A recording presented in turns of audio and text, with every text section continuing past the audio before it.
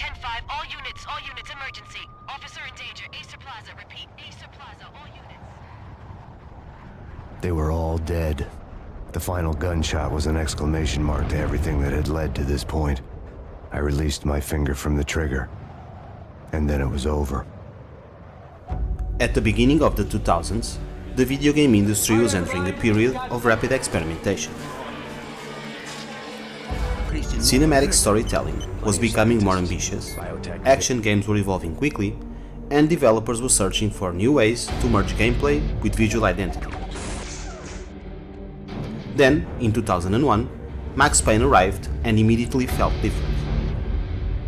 Developed by Remedy Entertainment and written primarily by Sam Lake, Max Payne drew heavy inspiration from Hong Kong action cinema, film noir detective stories, and the stylized slow-motion action that had recently exploded into mainstream culture through films such as The Matrix.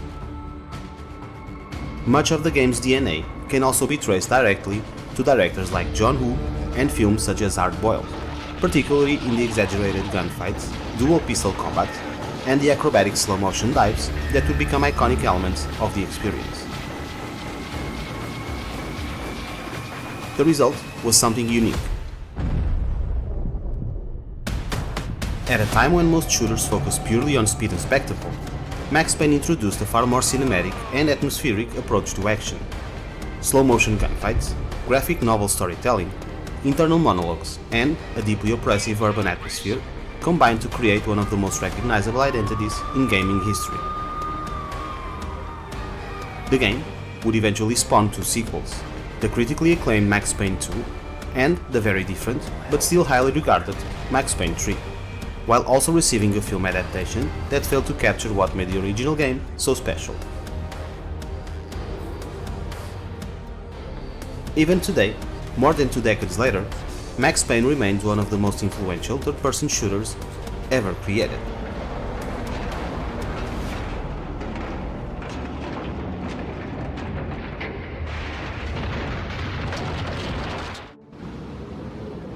My Beretta stirred nervously under my coat, but the train doors had already shut behind me, and I was in for the ride.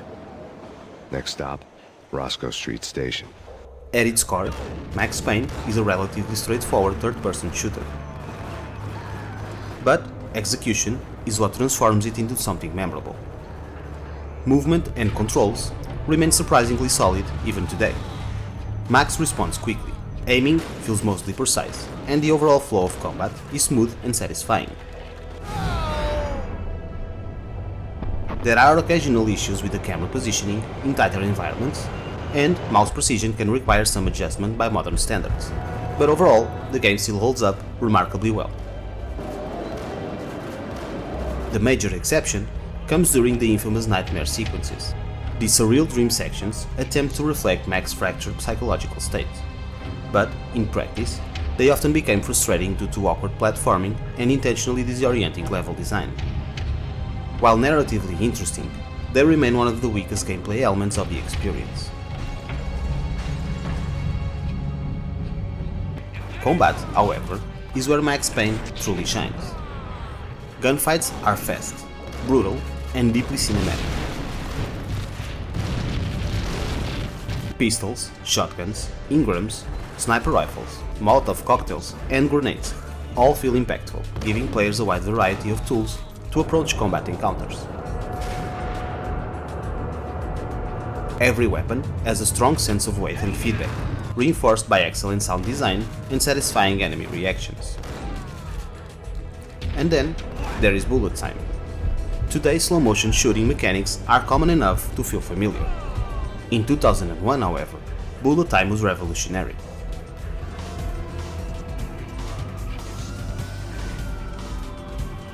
Inspired by the stylized action cinema of John Woo and the global popularity of The Matrix, this mechanic allows Max to slow down time during combat, diving through the air while bullets fly across the screen in slow motion. But what makes bullet time special is not simply its visual spectacle. It fundamentally changes the rhythm of combat itself. Max is constantly outnumbered. Bullet time becomes the equalizer that allows one broken detective to survive against impossible odds. It creates a combat system that feels simultaneously tactical, cinematic, and stylish, in a way very few shooters ever replicated successfully. Even after all these years, using bullet time still feels incredibly satisfying. Another small but surprisingly effective gunplay mechanic involves the use of painkillers. The pills would hold the pain back for a while. Throughout the game, Max constantly consumes pills to recover health instead of relying on traditional medical systems. Mechanically, the system is simple, but thematically, it fits perfectly with the character itself. I had lost my way. I hadn't slept in a million years. Max is a man destroying his body while trying to also destroy the world around him. The constant use of painkillers becomes more than a gameplay mechanic. It reflects his mental and psychological collapse throughout the story. I felt like flatlining. I was all shook up. I woke up in a cold sweat, sick and tired to the bone, lying in puddle of my own puke. Structurally, the game is entirely linear. There is no open world, no RPG systems, and very little player customization outside of weapon choice.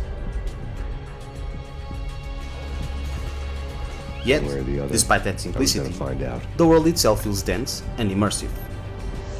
Every apartment hallway, subway station, abandoned warehouse, or grimy hallway is filled with atmosphere and environmental detail. As we often mention in these reviews, exploration does not require a massive open world. What matters is whether environments encourage players to slow down, observe, and absorb the world around them. Max Payne succeeds at that exceptionally well. The pacing of the game also deserves praise. Levels move quickly, combat encounters arrive frequently, and the narrative constantly pushes the player forward without a necessary filler. The result is a focused and intense experience that mirrors the tone of the story itself. Fast, violent, unrelenting.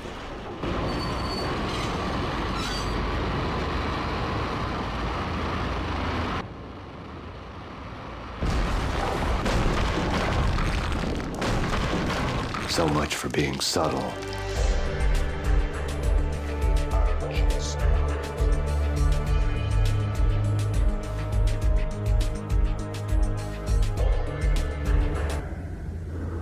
Hold it! Max! Jesus, you almost gave me a heart attack! I nearly shot you! Alex, I'm glad to see you. What the hell's going on? There are more corpses here than at the city morgue!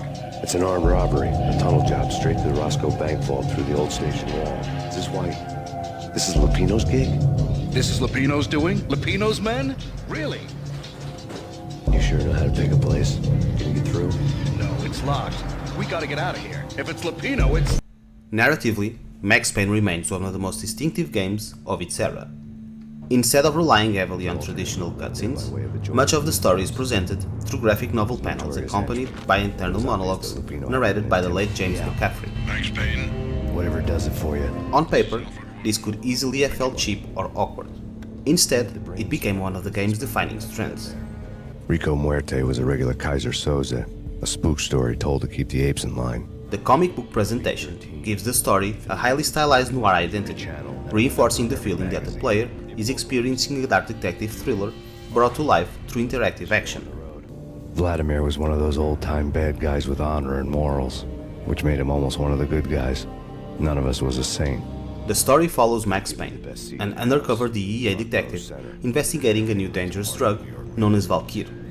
The killer junkies had been high on a previously unknown designer drug, Valkyr, V. After the funeral, I told Alex I'd be transferring to the DEA. Haunted by the brutal murder of his wife and daughter, Max is already psychologically broken long before the game truly begins. As his investigation deepens, he is pulled further into a web of organized crime, corporate corruption, and conspiracy, stretching from New York's criminal underworld all the way to powerful pharmaceutical interests. Nicole Horn is the president of Acer Corporation. She has more than half the city in her pocket. This must be kept under wraps.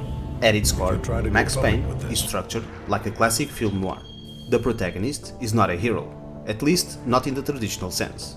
Max is cynical, self-destructive, and emotionally shattered. He fights criminals constantly, but he's also fighting his own grief, trauma, and growing detachment from reality.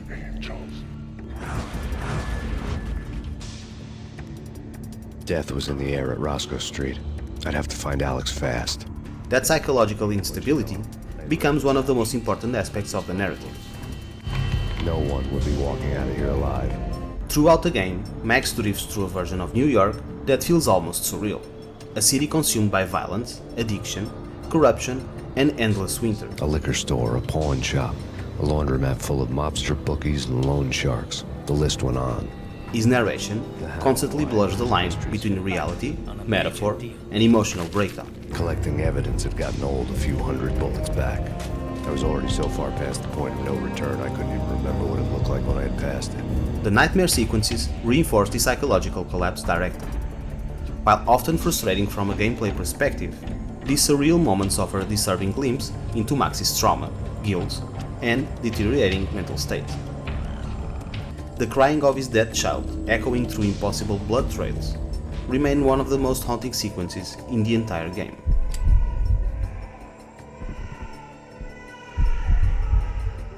At times, the writing itself borders on melodrama or even self-parody. What do you think you're doing? You're a freaking cop. You ain't got squad on us. Max constantly delivers exaggerated noir monologues filled with metaphors, cynical observations, and poetic despair. Yet somehow, this highly stylized approach ultimately becomes part of the game's identity and charm rather than a weakness. Apart from his suspicious food habits, I figured Bravura to be one of the good guys. Yet, despite all its darkness, the story remains surprisingly easy to follow. Clues, betrayals, and revelations gradually pull Max deeper into the conspiracy, maintaining strong pacing throughout the entire campaign. The game rarely wastes time, constantly balancing narrative progression with intense combat encounters. Max himself remains the center of everything. He truly is one of gaming's greatest anti-heroes, not a symbol of hope or justice, but a man driven entirely by rage and pain. A human wreck armed with enough ammunition to drag the entire city down with him.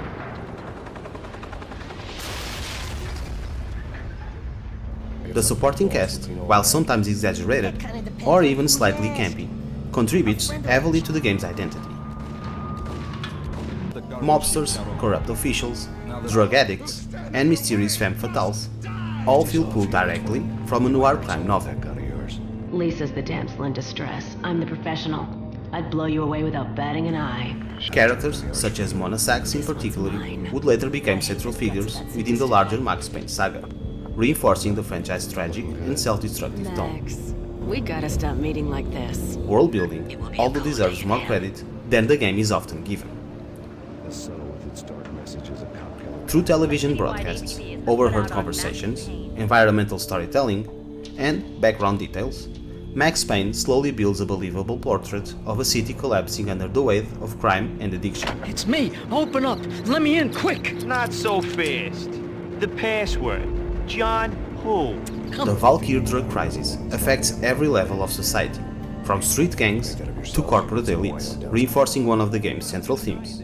Corruption reaches everywhere. You're crazy! No way! The place is blowing up, for Christ's sakes!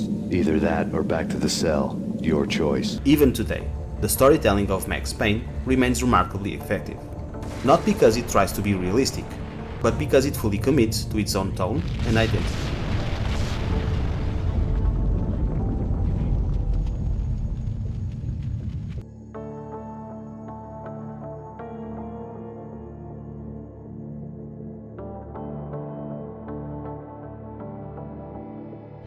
I had taken on the role of the mythic detective, Bogart as Marlowe, or Sam Spade going after the Maltese Falcon to unravel all the mysteries. Following a path of clues to that final revelation, even if it would take me down to the cold, cavernous depths of a grave. Visually, Max Payne possesses one of the strongest artistic identities of its generation. From the very beginning, the game embraces a dark noir aesthetic built around snow-covered streets, neon lines, decaying urban spaces, and endless nighttime environments. I wasn't kidding anybody. New York is portrayed almost like a nightmare version of Gotham City, a city consumed by violence, drugs, and corruption. The atmosphere is oppressive from start to finish. Abandoned buildings, broken walls, graffiti, flickering lights, homeless addicts gathered around burning barrels, and filthy hallways all contribute to a world that feels completely abandoned to crime and desperation.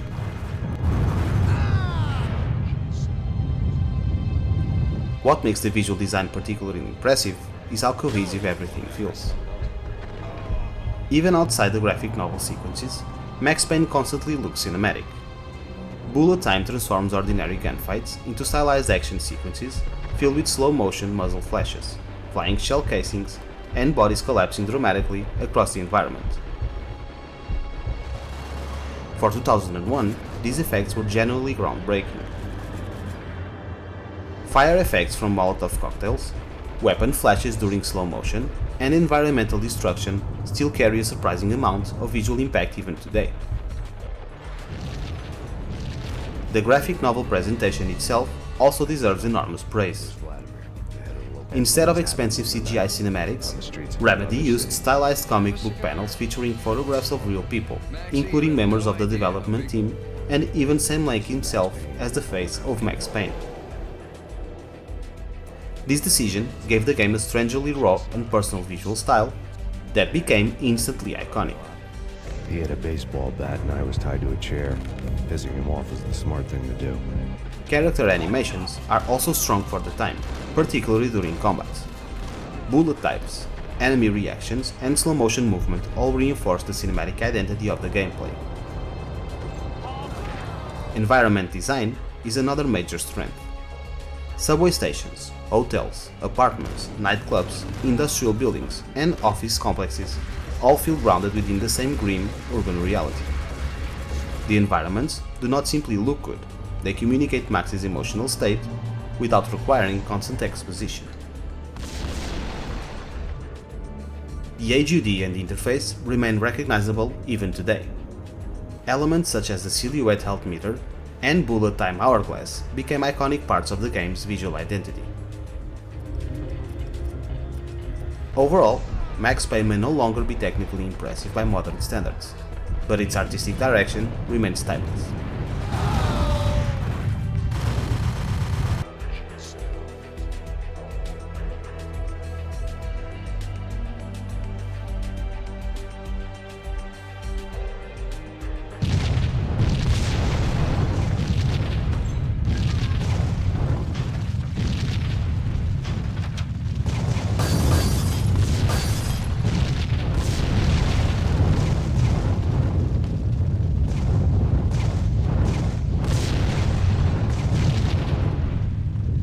The sound design of Max Payne is exceptional. More than simply supporting the gameplay, audio becomes one of the main pillars responsible for defining the game's atmosphere and emotional tone. This was the rotten core of the Big Apple.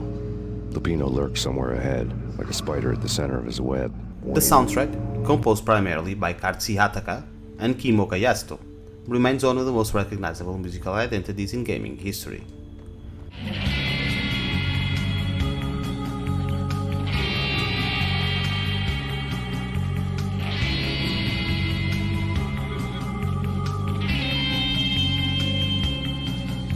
Melancholic piano themes, dark ambient tracks, and emotional orchestral elements combine perfectly with the game's noir atmosphere.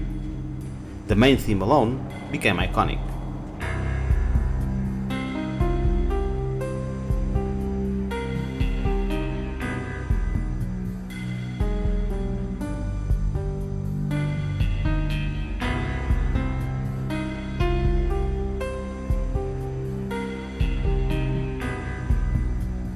It's melancholic, lonely, and deeply tied to the character of Max himself, a musical representation of grief and emotional collapse.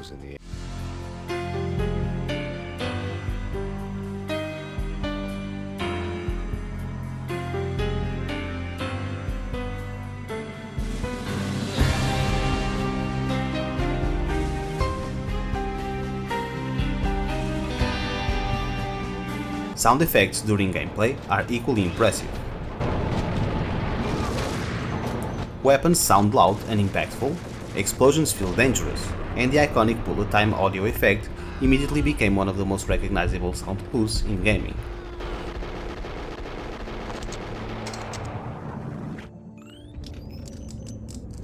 Every gunfight carries a heavy sense of chaos and violence. But the true centerpiece of the game's audio remains the performance of James McCaffrey. I could only hope that he wouldn't pass a chance to hear me beg to see he's won. This is Max Payne. I want to cut a deal. McCaffrey's narration is absolutely essential to Max Payne's identity. His deep and exhausted noir delivery transforms even the simplest lines into memorable moments. The good and the just were like gold dust in the city. I had no illusions. I was not one of them. I was no hero. Just me and the gun and the crook. My options had decreased to a singular course. The character's internal monologues would not have worked nearly as well without that performance. Freezing wind tearing at my face like sandpaper and razors. Ice hard and slick under my hands and feet. And somewhere in the background the wail of sirens. The city howling after me. Even today, his voice is inseparable from the character itself. From now on, I would always find time for her. It was a hollow promise. Too little, too late. Secondary voice acting can occasionally feel uneven or slightly amateurish, particularly compared with modern AAA productions. I'll tell you, just don't hurt me no more. Lupino's at Ragnarok, the nightclub. Book me, take me in a hole me to the freaking jail, just don't hurt me.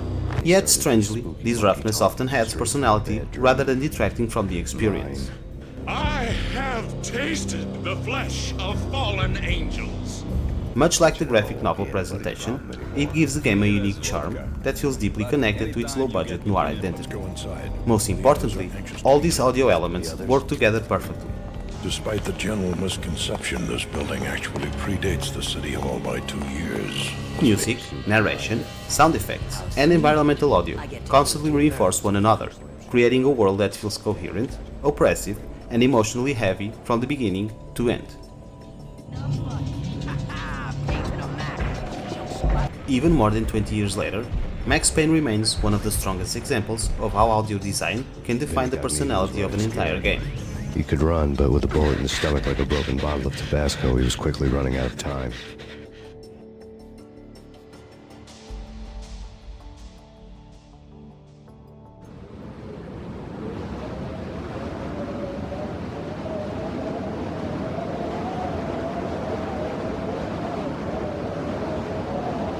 Colder than a walk-in fridge.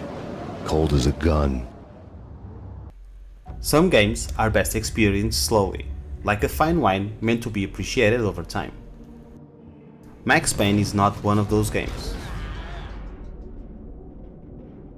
Max Payne is a shot of something strong, fast, violent, and impossible to ignore. Everything about the game moves with urgency. The combat is aggressive, the pacing relentless, and the narrative constantly drags the player deeper into Max's downward spiral without ever slowing down for long. And yet, beneath all the gunfights and cinematic action, lies something surprisingly emotional. The story of a man completely consumed by grief and rage. The influence of Max Payne on the industry cannot be overstated. Bullet time mechanics, cinematic third-person shooters, and noir-inspired storytelling would leave a lasting impact on action games throughout the following decade. The franchise itself would continue with the brilliant Max Payne 2 and the very different but still fascinating Max Payne 3, each exploring different stages of the character's life and psychological decline. There was also a film adaptation, one that ultimately proved something important. Some stories simply work better as video games. Because Max Payne is not only about watching a broken detective fight his way through New York, it's also about feeling the rhythm of combat, hearing the exhaustion in his voice, and experiencing the constant descent into violence firsthand. I had a name to guide me, Nicole Horn. I had nothing to lose. Even today, Max Payne remains stylish, influential, and unforgettable. A landmark in cinematic game design, and one of the defining action games of its generation.